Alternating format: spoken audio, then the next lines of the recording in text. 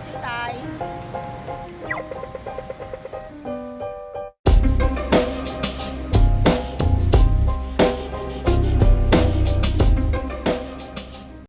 Today, I, Pieter Herthogs, and Rohit Dubey will be presenting the Semantic Urban Elements module of Future Cities Laboratory Global. Depending on which work package you look at, we either started a little under a year ago or a couple of months ago. And so this is our first public presentation of the research. The slides are being shared, and all I need is control. Okay, very good. So I'll go one back to the main screen. Hello, everyone. Welcome to this seminar. Good morning and good afternoon. I am Dr. Pieter Herthogs. I am an investigator of semantic urban elements and a senior researcher and investigator at the Singapore-ETH Centre.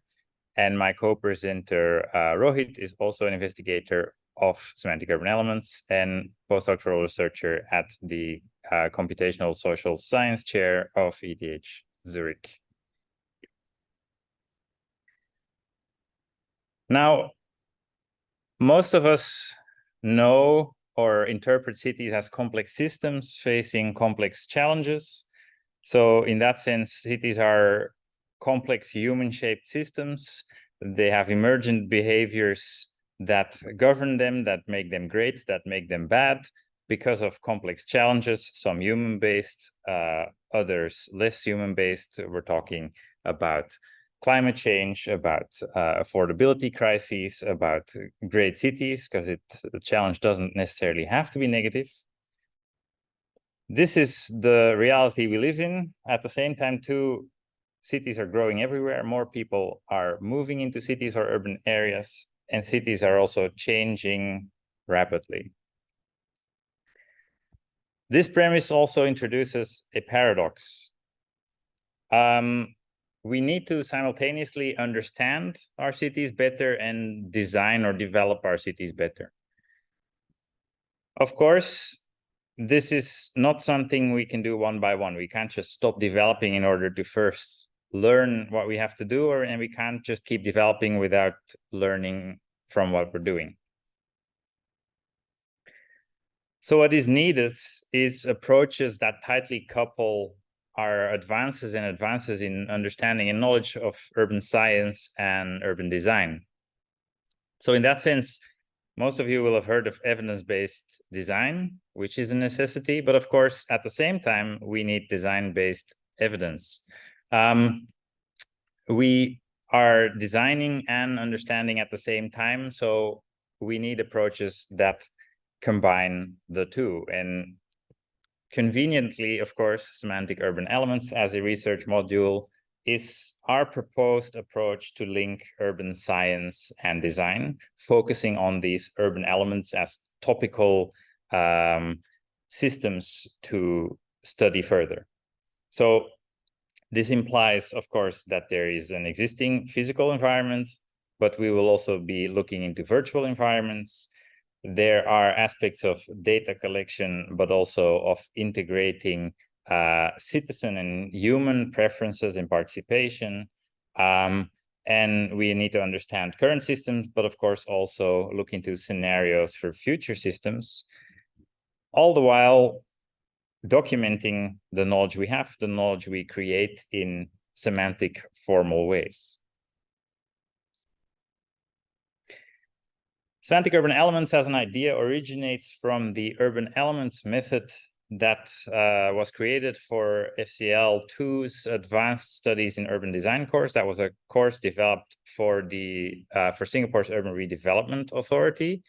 And that was a course to teach parametric urban design, focusing on particular solutions or potential solutions to be explored. You can see here on the left things like tropical walkways or iceberg cities, basically recognizable or at least memorable ways of describing one particular solution that might be part of an overall project and needs to be integrated there. And in that sense, you can design parametric models that make these solutions more applicable to a range of contexts. You see a number of publications here as well, and the originator of this method, Aurel van Richthofen, is also in the audience, I think. So this is the starting point. And now the question is, how do we extend this? Well, our research extends and formalizes the method by integrating and putting emphasis on 4 essential components. So the question is, how do we create this coupling between science and design, between evidence and exploration? So the first thing we definitely need is evidence from current cities, and that's where urban analytics approaches come in. Yeah, we need to understand current city, we need to be able to get data, we need to be able to analyze this data. But since we're trying to support design, we need to be able to propose scenarios and simulate these scenarios in order to get evidence for future cities. Design works on things that don't exist yet, so you need to be able to look down the line, down time. It's a mandatory requirement. Thirdly, in order to make sure this works well together, is interoperable or matches conceptually, we need definitions of what we're doing, definitions of what we're designing, the variables that we're designing for, the aims we have, the outcomes we see either in reality or in simulated versions of our cities. And we need to do this formally in terms of semantic representations. The fourth key component is one that sits within the 3 other ones, and that is the need for bidirectional links between exploration and evidence. So each of these 3 previous components will look into methods, digital methods often, to link, let's say, the case-based understanding of things to the general knowledge. So how methods to go from anecdotal evidence to general knowledge and back, or individual experience to broad observation and back, or perception to prediction and back, in order to not forget one or the other. Because of course there's an inherent tension between design and science as an endeavor, because of course science looks for general rules while design looks for unique contextual applications. So these things can be combined, but we need also methods to do this. And that's what we also look into.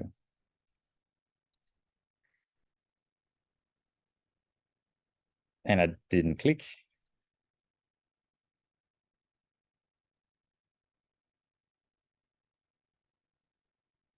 I'll do it with the mouse. Okay, so of course, these key components also reflect the work packages of our module that was shaped in the proposal, as well as still visible on our webpage. So work package 1 looks into integrated urban data analysis. So it's a geodata science work package. Work package 2 works on urban design ontologies. So it's a computational urbanism work package. And work package 3 looks into smart elements and adaptable or adaptive infrastructures as a computational social science work package. And together we will explore how to make semantic urban elements. Our team, to do this, brings together expertise in urban analytics, social science, computational design, cognitive science, and data science. So the PIs are Professor Philip Bilecki on the Singapore side and Professor Dirk Helbing on the Zurich side. They lead work package 1 and 3 respectively. I am a co-investigator leading work package 2 about ontologies. Rohit, who you will be hearing from in the second half of this presentation, is an investigator in work package 3 as well. And we have Christoph Holscher as the final co-investigator, who looks into all the work packages and the synergies with his own architectural cognition in practice module. In terms of researchers, we have Matthias, our module coordinator and postdoctoral researcher for work package 1, Chenyi, postdoctoral researcher for work package 2, and Javier, who is a PhD researcher working on work package 3. Now, before we go into the details of all these methods and how they contribute, maybe this is a good place to highlight an important aspect.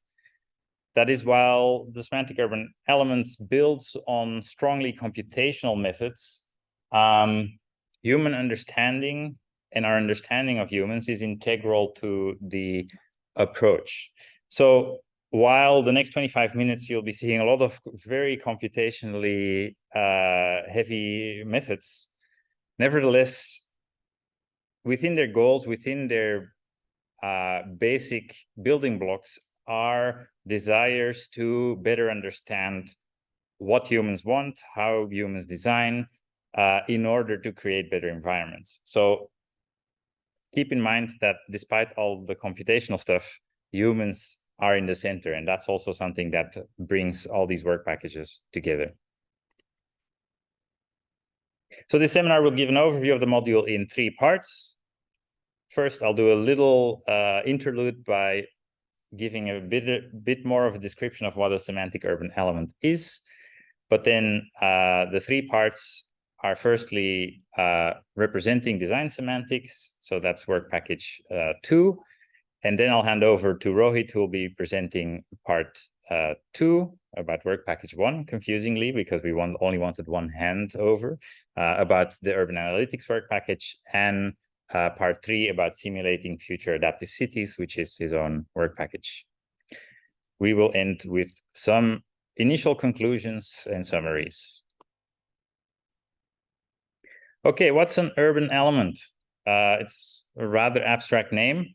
Urban elements refer to recognizable urban design solutions between inverted commas, because they might not be solutions. It might just be recognizable things. So as I pointed out already, you can see examples on the left. It could be a type of street, it could be a type of walkway, it could be a type of pocket park, or a kind of skyline that you want to achieve. In that sense, they are design related. They're often object related, but they refer to solutions, or perhaps solutions, as you could say, or tactics, technologies, patterns, basically goal-driven interventions in the built environment.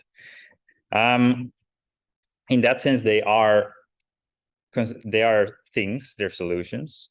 And in order to make it easier to talk about these things, they tend to be somehow recognizable or memorable. So you can give them a name and you can refer to them in different ways as a kind of type of general solution that can be applied in a context-dependent way. At the same time, urban elements is a method. So similar to design or science, it's at the same time a thing and a way of doing or achieving that thing. So the method involves mapping and categorizing key characteristics of an urban element. So you see aspects of scale being categorized here in these elements and other things. And these key characteristics guide the development of parametric urban design models of these elements to apply them to multiple contexts. So you analyze the underlying reasoning, the underlying parameters and variables. This sounds familiar. It is in the same class of design methods or design methodology approaches as, for example, Alexander's pattern languages. And as mentioned, it was developed for a course developed here in FCL2 for Singapore's Urban Redevelopment Authority. Now, let's make that a bit more tangible by using an analogy, and there's no better analogy as food, I often say, as a Belgian. So an urban element is a recognizable solution. The solution to your hunger can be found on a menu. So in that sense, you have a menu of urban elements, you have a menu of food. That food might be recognizable to you, but might not be. Here you on the left, you see a menu from maybe Singapore, maybe Malaysia, I'm not sure. Some of you will recognize many of these dishes, others will recognize less of them. But basically, you can pick, you have a general understanding of what you might expect. And if the dish does not meet those expectations, you will be disappointed. And that's similar with an urban element.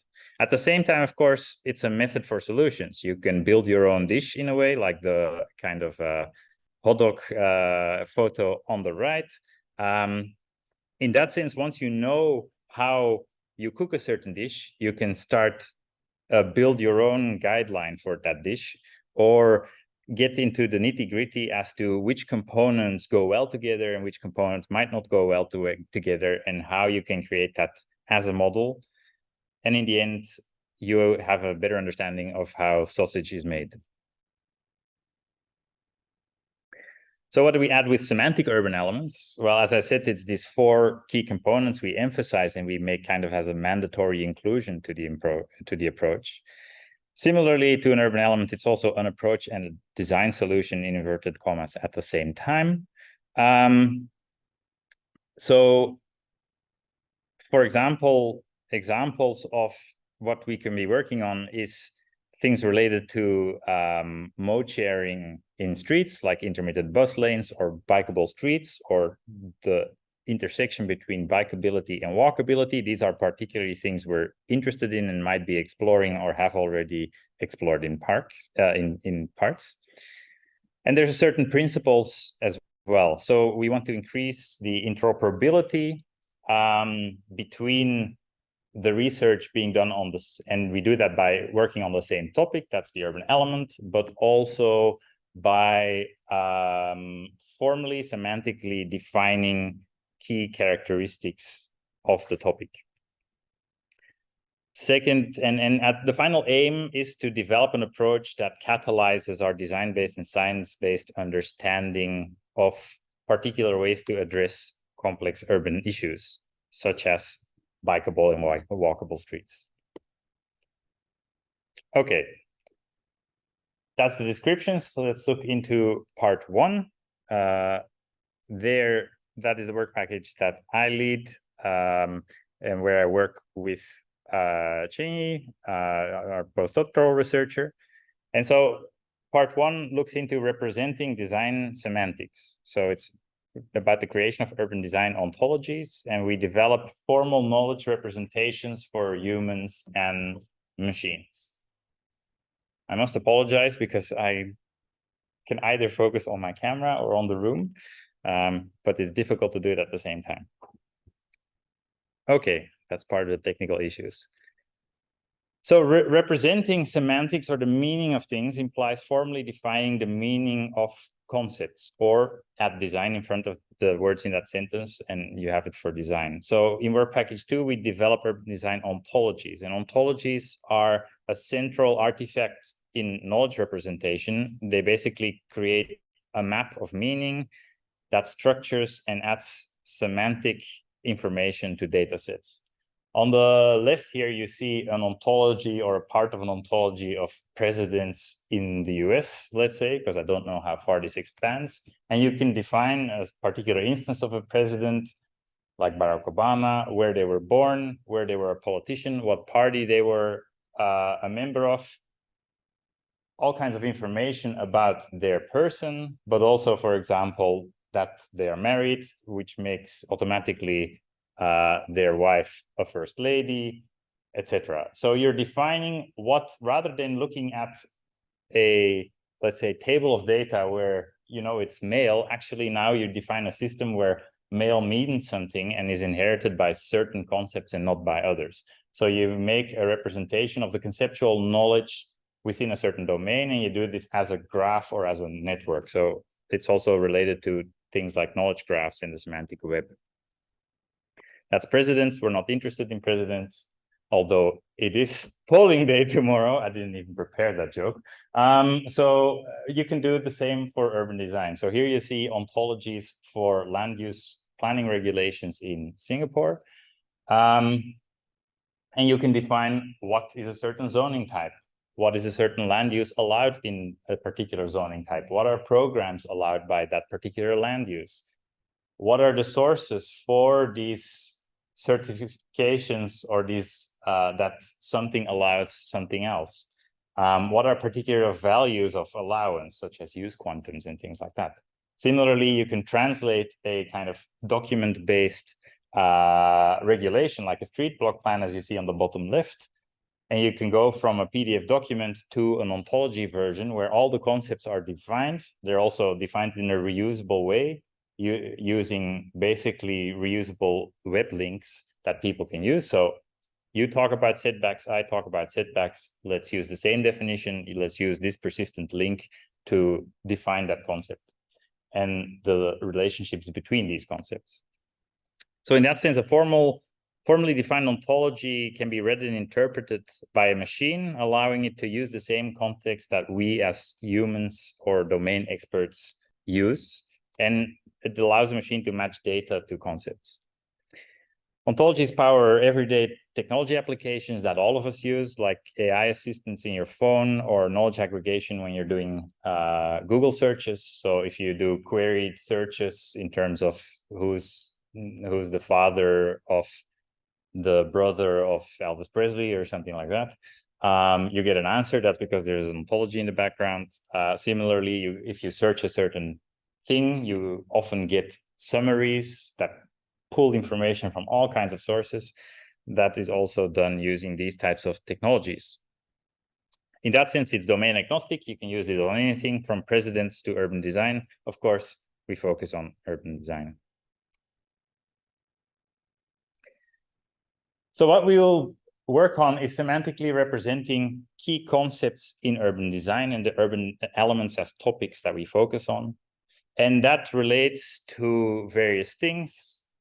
In terms of the built environment, that is urban form, but as well urban perception of the space people are in, as well as impacts that we might know, whether that is affordability or pollution. You can represent all these concepts and you can see what the relationships are between these concepts coming from various data sets and domains. In that sense, these relationships you can determine manually by modeling it as a human being or a set of human beings. You can also do it using machine learning. There's many ways of doing this. In the end, what you create is ontologies, and those are formal maps of the knowledge you have about a certain domain. In that sense, you have that representation and you have these definitions that everybody can then use or improve or extend. So by defining urban design and urban elements in this way, we can support the conceptual interoperability and tight coupling between looking into science and design of particular solutions for cities. And this enables the linking of heterogeneous data from multiple domains in these semantic urban element models we'll be making. So you have an understanding of how things are conceptually linked. And so you can then find general urban patterns that occur throughout the city. And hopefully we plan to find useful general urban patterns that you can use in urban design, so that you can link particular understandings to specific urban cases, urban types, and urban perceptions. In that sense, this process results in the mapping of specific cases and general patterns for urban elements, and it enables case-based search engines. And that is particularly the technology that we will be exploring to create our bidirectional links between exploration and evidence, or case-specific and general knowledge. And I'll show you a couple of examples because we've already developed a couple. So this example was made by Shenyi. This is the City Encoder and Explorer, and it's a parametric search engine, so you can slide around parameters that looks for urban spaces with particular spatial elements, perception of these elements, as well as street views of those. So on the right here, you see self-organized maps. So that's a way of analyzing a data set using machine learning, and it basically clusters similar things together. You get basically a landscape, a map of possible options and relationships. But you can combine these all together from the different data sources and create a search engine so that you can say, well, give me examples of environments with this much road, this much building, this many people, etc. So you can, by playing with the key characteristics that you're interested in, you can see examples that have these key characteristics. And then, for example, you can use that as a designer to do reasoning. I have a certain understanding that this kind of space is nice or bad or whatever. And I think it's because of these characteristics. Let me look for other spaces that have the same characteristics. What is my understanding of those spaces? That's, for example, a use case.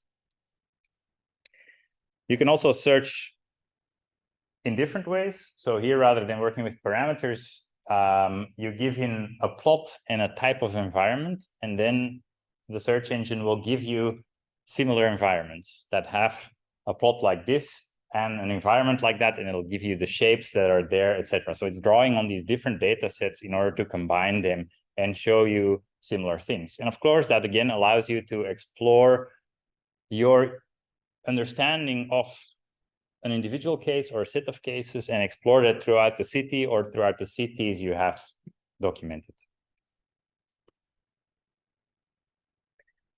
Now, an example from the city's knowledge graph project of SCL. That's the programmatic plot finder, which is a search engine that supports site search in Singapore. So basically, rather than going through the regulations as to what you can do on a certain plot, it's fully automated.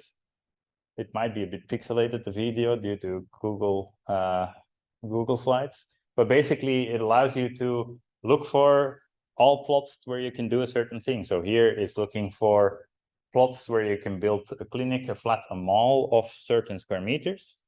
And then it gives you all the plots where that is possible in Singapore. You see it perhaps better on the right with a couple of different examples. And this search engine is built on ontologies of Singapore's land use planning regulations. So basically, a good chunk, but we didn't do all of them, of the regulations that determine how tall you can build, how big your setback is, what kind of land uses you can do. That's all been formalized using ontologies. And what you get is an expansive knowledge of what you can do where, and that's searchable. So rather than doing it plot per plot manually, you can now do it automatically across a whole city. Of course, although the example I showed isn't a case-based search engine, you can do case-based search with the underlying knowledge graph. So here's an example where you search for all plots that allow 6 stories in height. Not a particular urban designerly example, but of course you could say, well, give me all the plots where people give it a rating of a certain level for a certain thing that also are close to an MRT and that, for example, are governed by urban design guidelines as stipulated by the URA. That is then possible. And that becomes a case-based search because you can take your understanding of one and see whether it applies to other cases. Okay, that brings us to part 2, where I will hand over to Rohit. Thank you, Pieter. Am I audible in Value Lab? We can't hear you. Pieter, can you hear me now? We're switching on the audio.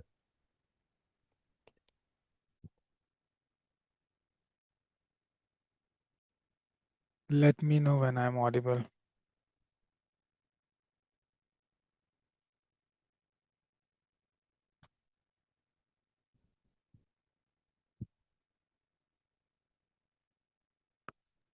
Rohit, can you say something? Yes, am I audible now? I'm saying something.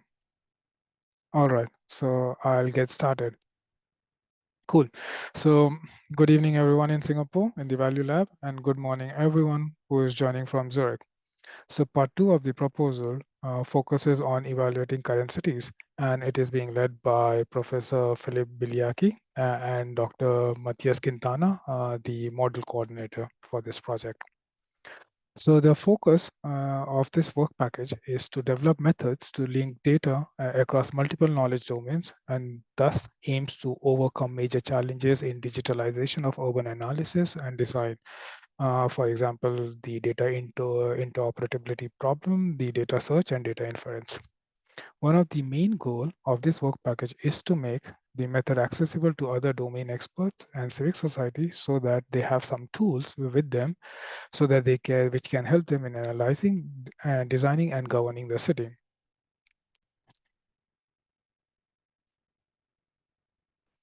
All right. So in the last several years, we have noticed rapid growth in urban data, as Pieter already mentioned. In particular, we have seen the increasing variety and volume of data sets pertaining to the built environment specifically. Some examples of those data can be as street level imagery or street view imagery. Many of these images are crowdsourced, as in the form of open platforms, but there isn't an attempt to consolidate the plethora of images. Therefore, in this work, which is specifically spearheaded by NUS, the global streetscape is the first global data set of street view imagery that has been gathered. The main purpose is to consolidate all the data sets with different metadata. So as far as we know, this dataset is the largest of its kind. It covers 677 cities and more than 7 million images. Also, in addition to a systematic way of sampling these cities, other data sources are paired with these images to enrich them geographically and contextually.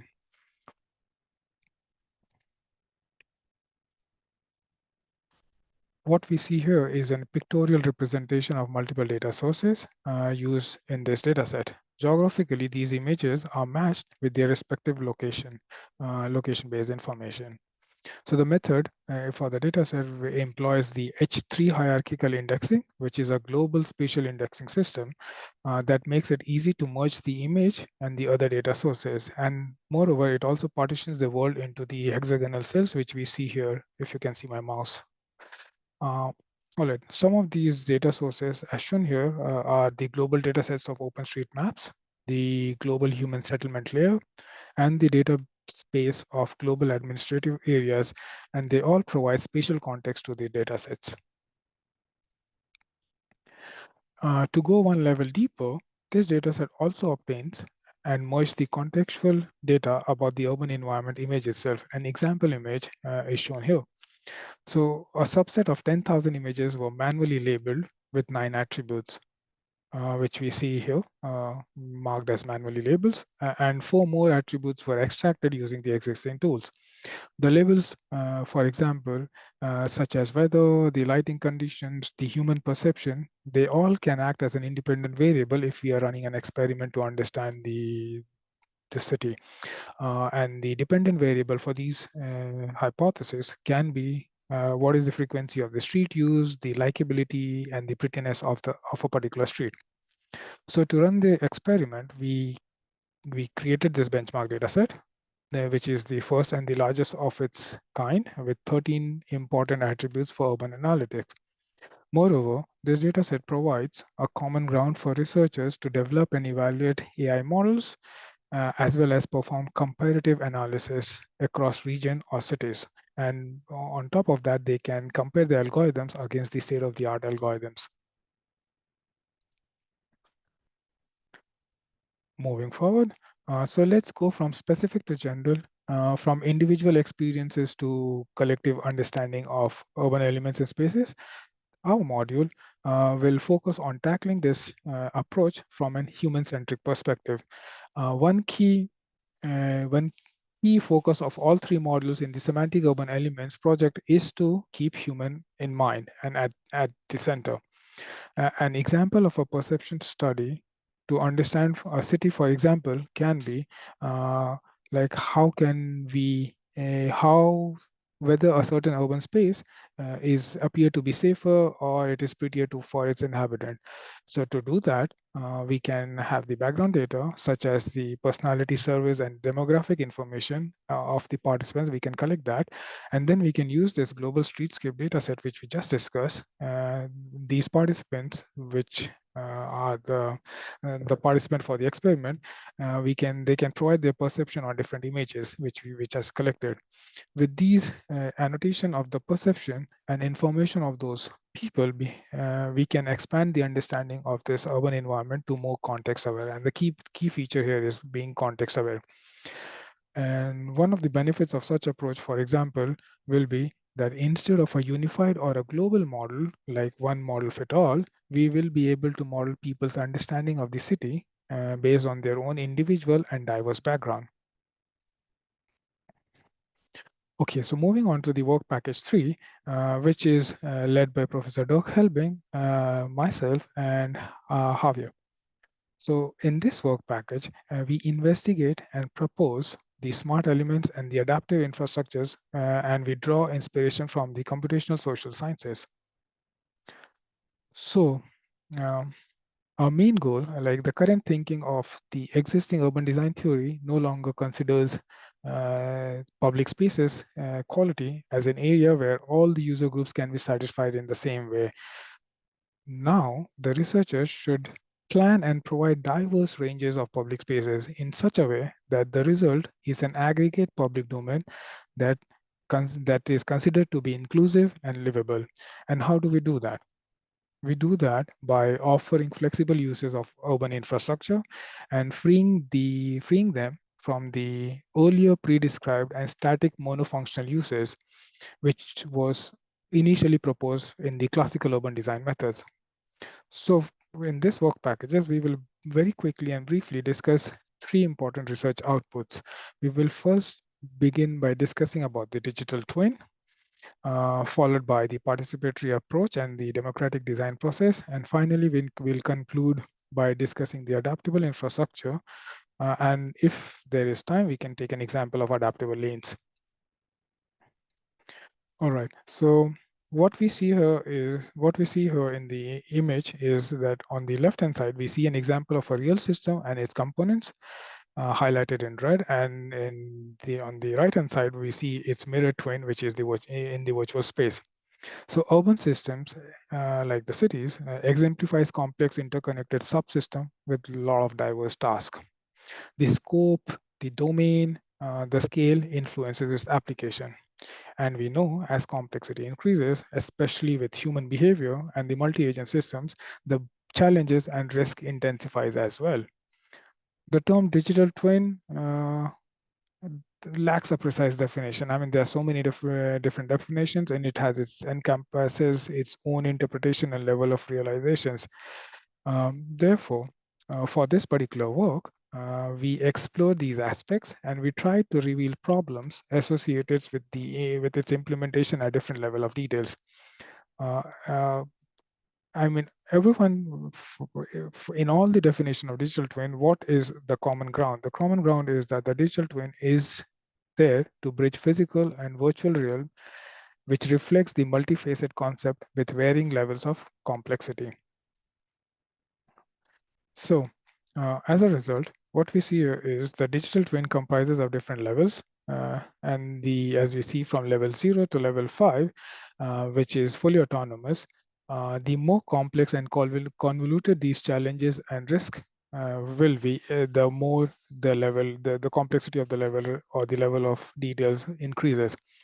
There are some of the limitations and the risk of digital twin is highlighted here in the red box. Specifically, we should be mindful of the potential misuse by any centralized agencies, such as it can be a government or a big private company. It can be many other things.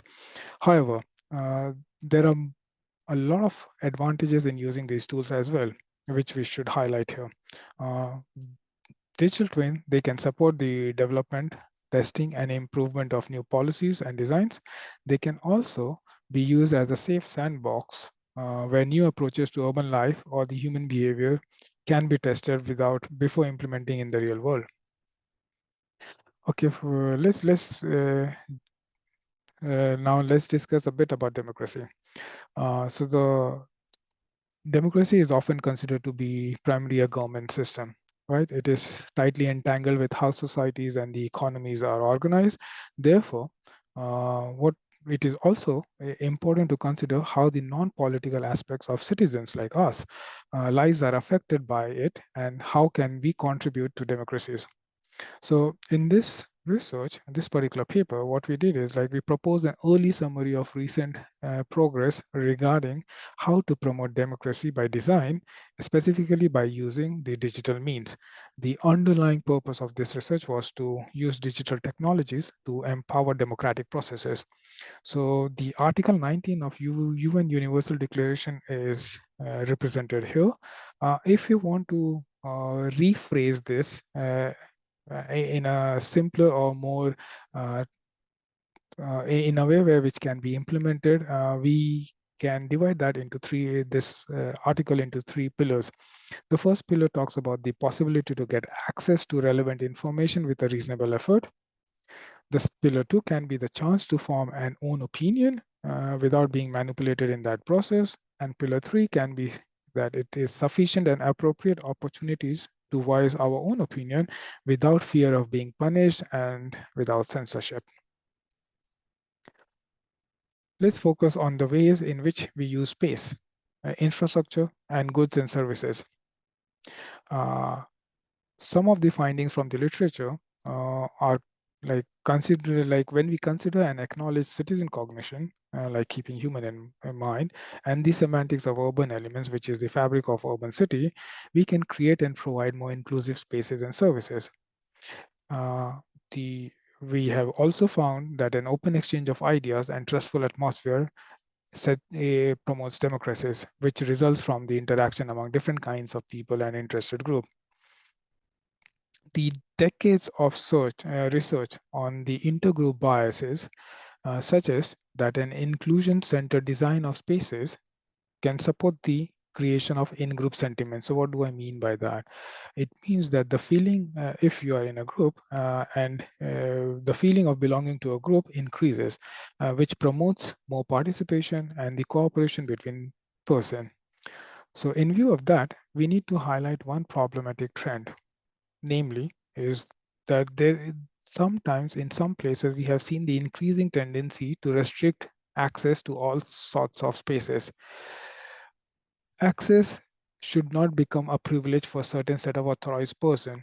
Such access restrictions are not necessarily based on a good reason or qualification, but they often come around on the principle of exclusions and competitive interests.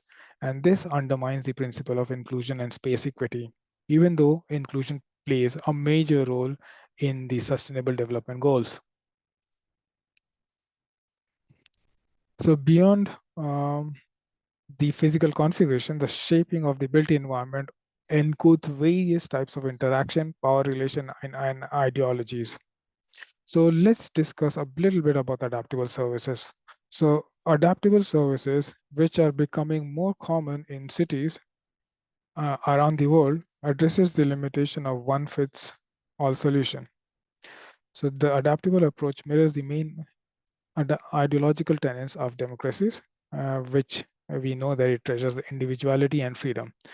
Some of the examples for adaptable services in smart cities can include like adaptive traffic signal controls, adaptive infrastructure, and adaptive lanes, which we will be discussing in a few minutes. As Pieter mentioned, we believe a city should be able to respond to human activity and participation to enable a globally networked city to be locally adaptive.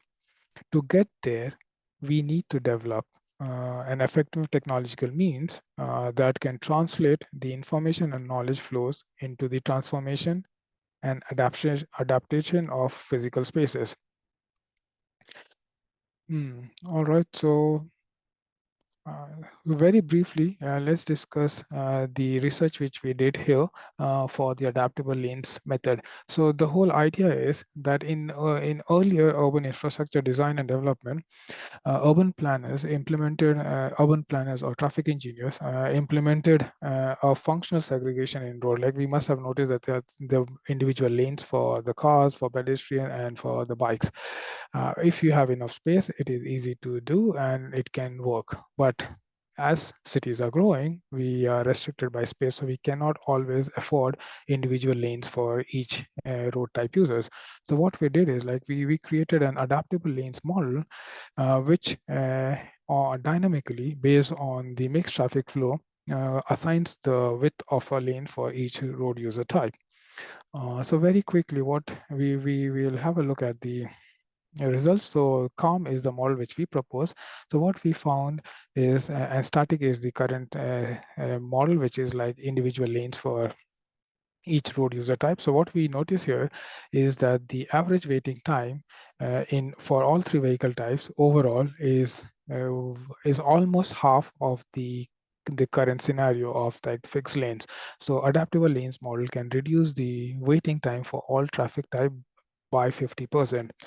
Moreover, the level of service, which is a measure uh, to quantify how the vulnerable road user types, such as cyclists and pedestrian fields, is also shown to be lower compared to in the static condition. I won't go to the co-sharing part, but we can pick it up in the Q&A session if someone is interested in that. So as a concluding note, we understand that the cities are complex systems facing complex challenges, and at the same time, they're rapidly growing and growing in importance. And this introduces a paradox, which we ought, for example, we are simultaneously understanding it and also designing our cities. So we need a new approach that is tightly coupled, which is tightly coupled. So in the long term, um, this semantic urban elements project, all three work packages, endeavors and aims to enable users of the semantic urban elements approach to more easily implementable general approaches to address such complex urban issues, which was highlighted throughout the presentation. And the key focus will be to produce flexible and agile systems in a way that adapts to the unique context of the users and the particular urban spaces for which they're supposed to be implemented. As the next steps in the upcoming days and months, semantic urban elements will may develop some kind of tool for the real-time computational exploration of urban design challenges in the context, specifically in the context of Singapore and Zurich and the hinterlands. And we will propose algorithms and framework that will assist in analyzing, designing, and programming the dynamic cities of the future. And we may end up producing some tools which is under development, and some of which we will be showcasing during the FCWL conference in October. So we invite everyone who will be in Zurich to visit our model table for in-person conversation. And with that, I would like to thank everyone present in the Value Lab and everyone present online for your kind attention. Our team members, Matthias, Chenyi, are physically present in the Value Lab along with Pieter. Javier is here with me online, and I thank them all for coming up with all the presentation. It wouldn't have been done without their help. And now we all look forward to your interesting questions. Thank you. Pieter, it's to you.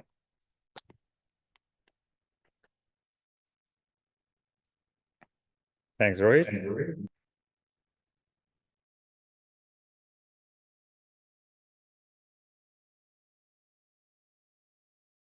Any questions?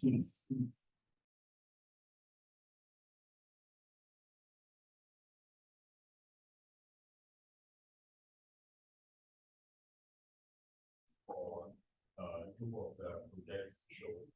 So the first question is on the semantic urban elements project. So I think there was a slide where you had the really nice relationship between like the land use documents and the different. I think it's really interesting. And so my question is the method for generating such a graph scalable, and how do you validate the generation of these like semantic graphs? Because, for example, one person could label it another way, or someone else could use another way. Yes. Let me check the mic is on. Yes. So it depends is the unsatisfactory answer there, but it does depend on what you're modeling. So basically, you can create ontologies fully manually. You can create ontologies fully automated or hybrid approaches.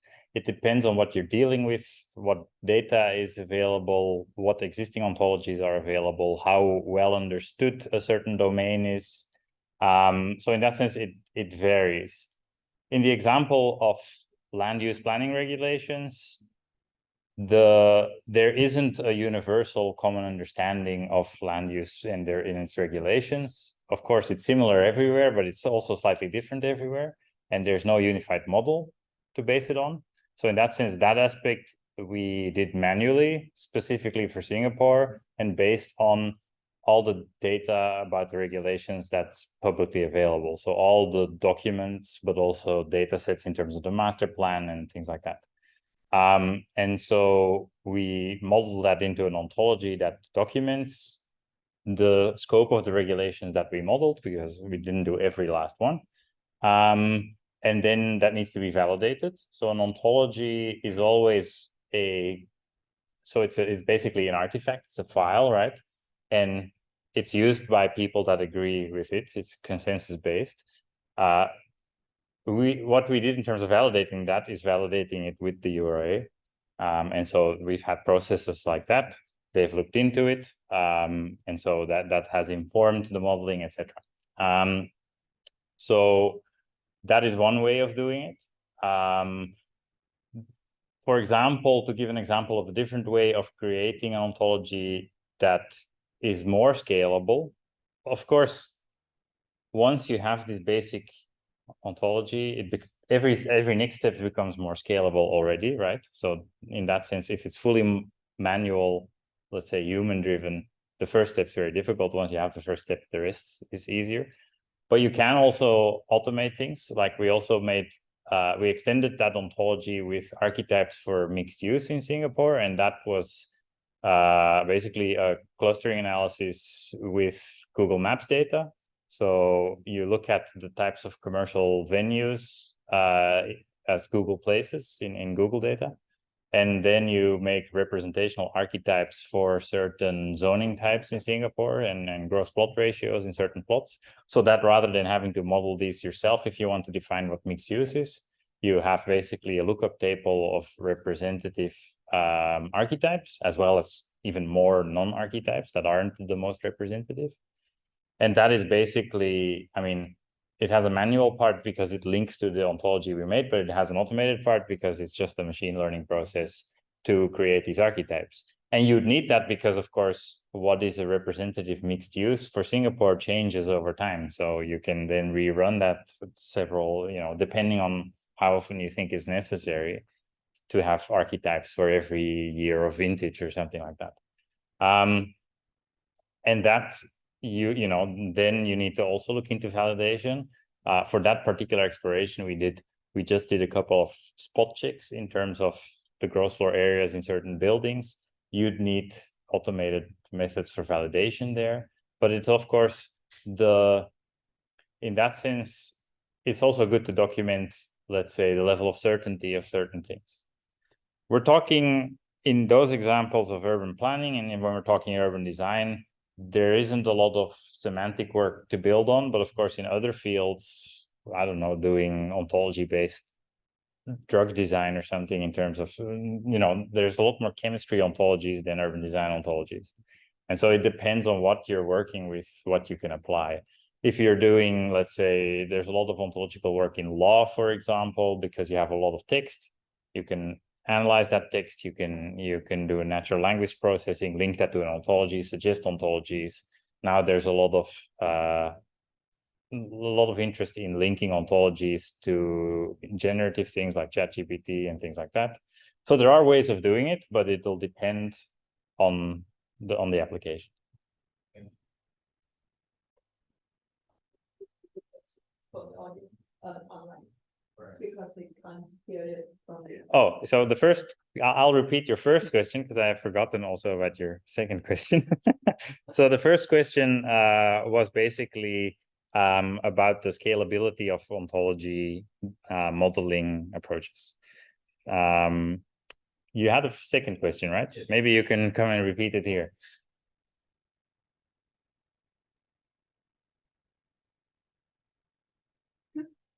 Okay, thank you. Yeah, so my second question, I actually haven't asked it yet.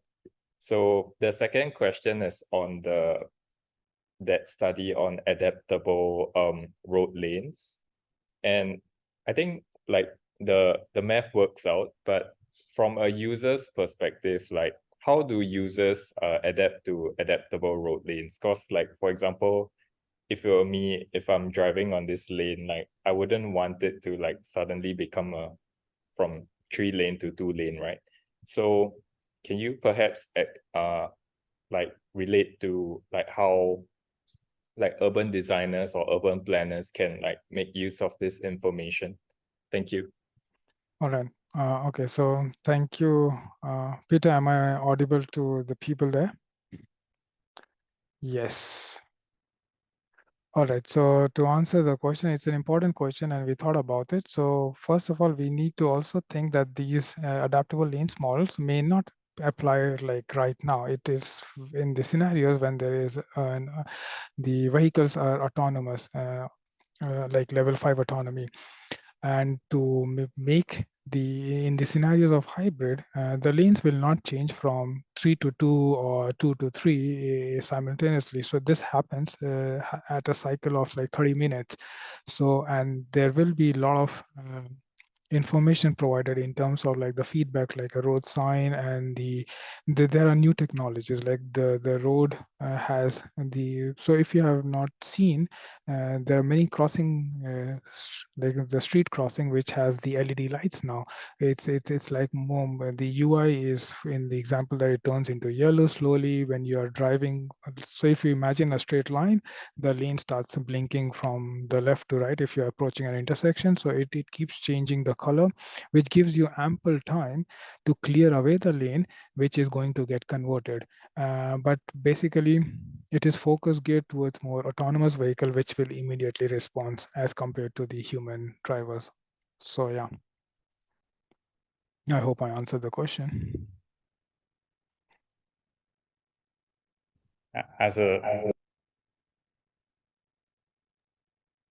Rohit, can you mute? Oh yes, it's there. Okay, never mind. Yeah, as a side observation or thought to that, the fact that it's a proposal for an adaptive system might also mean that it adapts to the fact that you're there, right? Because you're expressing a certain worry of being forced to change by a static system, because we're only aware of static systems to regulate traffic, basically.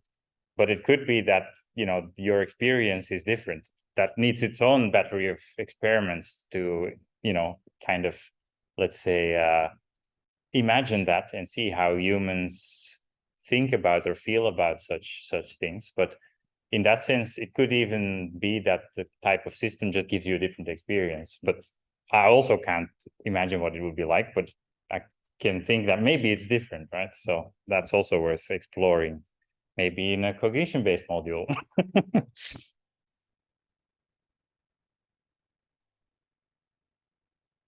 Is there any other questions from here?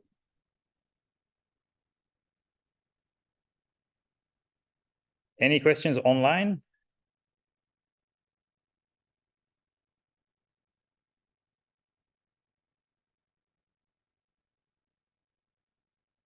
If not, then we thank you for joining. And do you need to close or?